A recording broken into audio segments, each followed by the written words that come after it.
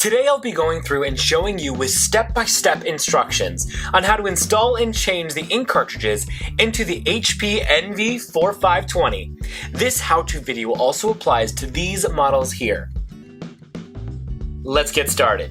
First, you're going to open the printer to access the space where you'll load the ink cartridges in and out.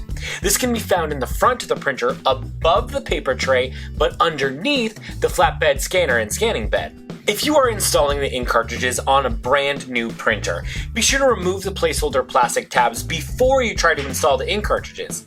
If you are replacing empty ink cartridges, be sure to remove the old cartridges before starting. You can even take your empty cartridges to an office supply store near you or mail them into the printer manufacturer free of charge for them to recycle the empty ink cartridges. Now that we're where we need to be, we're going to take the ink out of the packaging.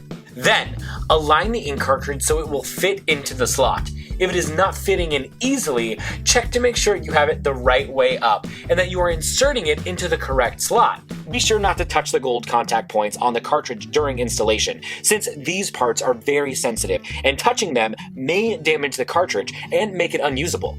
Simple as pie. Now you've installed one ink cartridge. Now you'll need to install all the other colors the same way you just installed that last one. If turned on, the printer should automatically start recognizing the cartridges being in place and process them to begin the printing process. All done. Now you're ready to print.